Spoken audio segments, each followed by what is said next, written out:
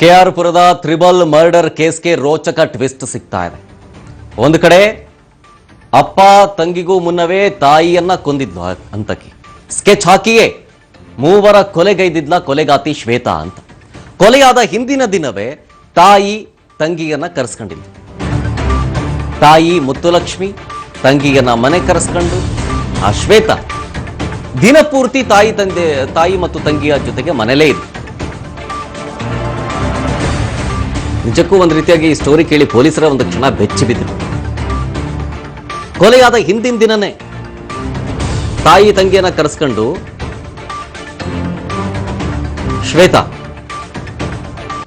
ದಿನಪೂರ್ತಿ ಕಾಲ ಕಳೆದಿದ್ರು ಅವ್ರ ಜೊತೆಗೆ ಆರೋಪಿಗಳು. ಆದರೆ ಅದೇ ದಿನ ಸಂಜೆ ವಾಪಸ್ ತಂದೆ ಮನೆಗೆ ತೆರಳಿರುತ್ತಾಳೆ. ಯಾರೂ ಈ ಸುಪ್ರಿಯಾ ಅನ್ನೋ ವರ್ತೂರಿನ ನಲ್ಲೂರ ಹಳ್ಳಿ ಮನೆಗೆ ವಾಪಸ್ ಹೋಗಿರ್ತಾಳೆ. ಮಗಳ ಜೊತೆ ಅಪಾರ್ಟ್ಮೆಂಟ್ ಅಲ್ಲಿ ಉಳ್ಕೊಂಡಿರ್ತಾರೆ ಮುತ್ತುಲಕ್ಷ್ಮಿ ಅವರು. ಅದಾದ್ಮೇಲೆ ನೆಕ್ಸ್ಟ್ ಡೇ ಮರುದಿನ ಪತಿ ಮತ್ತು ಕಿರಿಮಗಳ ಸಂಪರ್ಕಕ್ಕೆ ಸಿಗ್ಲಿಲ್ಲ ಮುತ್ತುಲಕ್ಷ್ಮಿ. ಹೀಗಾಗಿ ಅಪಾರ್ಟ್ಮೆಂಟ್ಗೆ ಬರ್ತಾರೆ ಸೋಮಸುಂದರ್ ಮತ್ತು ಸುಪ್ರಿಯಾ ಇಬ್ರು. ಶ್ವೇತಾ ಇದ್ದ ಫ್ಲಾಟ್ ಒಳಗಡೆ ಬರ್ತಾಳೆ. ಇಬ್ರಿಗೂ ಯಾಕೋ ಡೌಟ್ ಬರುತ್ತೆ, ಏನೋ ಸರಿ ಇಲ್ವಲ್ಲ, ಏನೋ ಒಂಥರ ಆಗ್ತಾ ಇದೆಯಲ್ಲ ಅಂತ. ಮುತ್ತುಲಕ್ಷ್ಮಿ ಬಗ್ಗೆ ಶ್ವೇತಾಗೆ ಪ್ರಶ್ನೆ ಮಾಡ್ತಾರೆ ಸುಪ್ರಿಯಾ ಮತ್ತೆ ಸೋಮಸುಂದರ್ ಇಬ್ರು. ಆಗ ಏನಿಲ್ಲ, ಏನೂ ಆಗಲ್ಲ ಬಾ ಅಂತೇಳಿ ಸುಪ್ರಿಯಾಗೆ ಚಾಕು ಇರಿದು ಬಿಟ್ಟಿರೋದು. ಅದಾದ್ಮೇಲೆ ತಂದೆ ಸೋಮಸುಂದರ್ಗೂ ಕೂಡ ಚಾಕು ಇರಿದ್ಬಿಟ್ಟು ಹತ್ಯೆ ಮಾಡಿದ. ನೋಡಿ, ಹಿಂಗೆ ಈ ಸ್ಟೋರಿನೇ ಕೇಳಿ ಪೊಲೀಸರೇ ಒಂದು ಕ್ಷಣ ಬೆಚ್ಚಿ ಬಿದ್ರು. ತಾಯಿ ಮುತ್ತುಲಕ್ಷ್ಮಿ ಆಮೇಲೆ ತಂಗಿ ಅವರಿಬ್ಬರನ್ನ ಶ್ವೇತಾ ಮನೆ ಕರ್ಸ್ಕೊಂತಾಳೆ. ದಿನಪೂರ್ತಿ ಅವ್ರ ಮನೇಲೇ ಇರ್ತಾರೆ. ಆಮೇಲೆ ಅದೇ ದಿನ ಸಂಜೆ ವಾಪಸ್ ತಂದೆ ಮನೆಗೆ ಹೋಗಿರ್ತಾಳೆ ಸುಪ್ರಿಯಾ. ವರ್ತೂರಿನ ನಲ್ಲೂರ ಹಳ್ಳಿ ಮನೆಗೆ ವಾಪಸ್ ಹೋಗಿರ್ತಾರೆ. ಮಗಳ ಜೊತೆಗೆ ಅಪಾರ್ಟ್ಮೆಂಟ್ನಲ್ಲಿ ಮುತ್ತುಲಕ್ಷ್ಮಿ ಅವರು ಉಳ್ಕೊಂಡಿರ್ತಾರೆ. ಆಮೇಲೆ ನೆಕ್ಸ್ಟ್ ಡೇ ಪತಿ ಮತ್ತು ಕಿರಿಮಗಳ ಸಂಪರ್ಕಕ್ಕೆ ಸಿಕ್ಲಿಲ್ಲ ಮುತ್ತುಲಕ್ಷ್ಮಿ ಅವರು. ಯಾಕೋ ಫೋನು ಕಾಂಟ್ಯಾಕ್ಟ್ ಆಗ್ತಿಲ್ಲ, ಏನೂ ಇಲ್ಲ, ಯಾರು ರಿಸೀವ್ ಮಾಡ್ತಿಲ್ಲ, ಬನ್ನಿ ಹೋಗೋಣ ಅಂತೇಳಿ ಅಪಾರ್ಟ್ಮೆಂಟ್ಗೆ ಬಂದಿರ್ತಾರೆ ಸೋಮಸುಂದರ್ ಮತ್ತೆ ಸುಪ್ರಿಯಾ ಇಬ್ರು. ಶ್ವೇತಾ ಇದ್ದ ಫ್ಲಾಟ್ ಒಳಗಡೆ ಬರ್ತಲೇ ಇಬ್ಬರಿಗೂ ಡೌಟ್ ಬಂದಿರುತ್ತೆ. ಈ ಸ್ಟೋರಿ ಬಗ್ಗೆ ಏನಷ್ಟು ಮಾಹಿತಿ ಕೊಡ್ತಾರೆ ನಮ್ಮ ಪ್ರತಿನಿಧಿ ಶಿವು ಫೋನ್ ಸಂಪರ್ಕದಲ್ಲಿ. ಶಿವು, ಈಗ ಆಕ್ಚುಲ್ ಆಗಿ ಈ ಸ್ಟೋರಿ ವಿಚಾರಕ್ಕೆ ಬಂದ್ರೆ ಪೊಲೀಸರಿಗೆ ಸಿಕ್ಕಿರೋ ಮಾಹಿತಿ ಜೊತೆಗೆ ಈ ಆರೋಪಿಗಳ ಒಂದು ಏನೇನು ಬಾಯಿ ಬಿಟ್ಟಿದ್ದಾರೆ ಅಂತ ಈ ಕೇಸ್ ವಿಚಾರಕ್ಕೆ ಸಂಬಂಧಪಟ್ಟಂತೆ, ಯಾತಕ್ಕಾಗಿ, ಏನು ಎತ್ತ ಅಂತ. ಶರತ್, ಇನ್ನೂ ಕೂಡ ಪೊಲೀಸರು ಆರೋಪಿಗಳಿಗೆ ಈಗ ಶ್ವೇತಾಳನ್ನ ಪುದುಚೇರಿಯಲ್ಲಿ ಅರೆಸ್ಟ್ ಮಾಡಲಾಗಿದೆ ಅನ್ನುವಂತ ಮಾಹಿತಿಗಳು ಬರ್ತಾ ಇದಾವೆ. ಆದ್ರೆ ಅದನ್ನ ಹಿರಿಯ ಪೊಲೀಸ್ ಅಧಿಕಾರಿಗಳು ಕನ್ಫರ್ಮ್ ಮಾಡ್ತಾ ಇಲ್ಲ.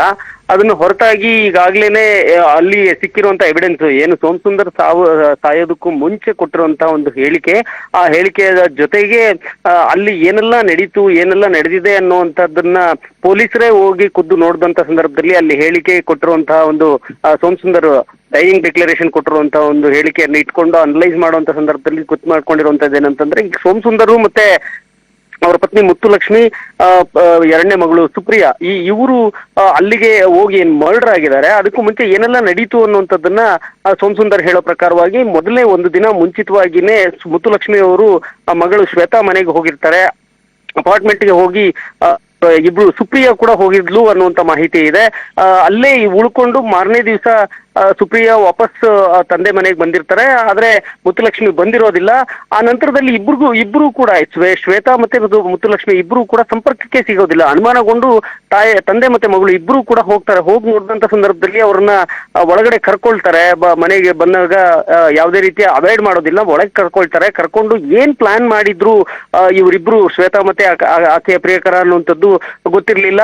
ಆದ್ರೆ ಅಲ್ಲೇನೋ ಒಂದು ರೀತಿಯಲ್ಲಿ ಎಲ್ಲವೂ ಕೂಡ ಅನುಮಾನಾಸ್ಪದವಾಗಿ ಮತ್ತೆ ಬೇರೆ ರೀತಿಯ ಒಂದು ಸ್ಮೆಲ್ಲು ಮತ್ತೆ ಅಲ್ಲಿನ ರಕ್ತದ ಕಲೆಗಳು ಇವೆಲ್ಲವೂ ಕೂಡ ಅಂದ್ರೆ ಎಂಟ್ರಿ ಆಗ್ತಾ ಇದ್ದಂಗೆನೆ ಸುಪ್ರಿಯಾ ಮತ್ತೆ ಸೋಮಸುಂದರ್ ಕೇಳ್ತಾರೆ ಯಾವ ಒಂದು ಕಾರಣಕ್ಕೆ ಎಲ್ಲಿ ತಾಯಿ ಎಲ್ಲಿ, ಅಮ್ಮ ಎಲ್ಲಿ ಎಲ್ಲಿ ಎಲ್ಲಿ ಅಂತ ಕೇಳಿದಾಗ ಏನೂ ಉತ್ತರ ಕೊಡೋದಿಲ್ಲ. ಏನೂ ಆಗಿಲ್ಲ, ಏನೂ ಇಲ್ಲ, ಬನ್ನಿ ಬನ್ನಿ ಬನ್ನಿ ಬನ್ನಿ ಅನ್ನುವಂಥದ್ದು ಹೇಳ್ತಾನೆ ಇಮಿಡಿಯೇಟ್ ಆಗಿ ಸುಪ್ರಿಯಾನ ತಬ್ಕೊಳ್ಳುವಂಥದ್ದು ಅಂದ್ರೆ ಹಿಂದ್ಗಡೆಯಿಂದ ಅವಳನ್ನ ಗಟ್ಟಿಯಾಗಿ ಹಿಡ್ಕೊಳ್ಳುವಂಥದ್ದು ಮಾಡಿದಾಳೆ. ಆಗ ಈ ಪ್ರಿಯಾಂಕಾ ಬಂದು ಚುಚ್ಚಿರುವಂತದ್ದು, ಕೆನತ್ ಚುಚ್ತಾನೆ. ಅನಂತರ ಇಬ್ರು ಕೂಡ ಎರ್ರಾದ್ರಿ ಮನಸೋ ಇಚ್ಛೆ ಚುಚ್ಚಿರುವಂತದ್ದು.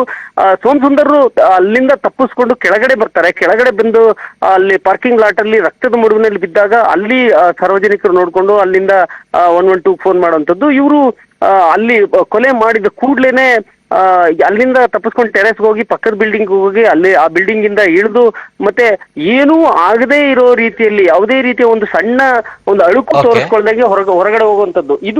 ಇದಿಷ್ಟು ಈ ಒಂದು ಕೊಲೆಯ ಸೀಕ್ವೆನ್ಸ್ ಆಗಿದೆ ಅನ್ನುವಂಥದ್ದು ಈಗ ಮಾಹಿತಿಗಳು ಬರ್ತಾ ಇದೆ Sharath. Okay, thank you Shivu ಡೀಟೇಲ್ಸ್ಗಾಗಿ.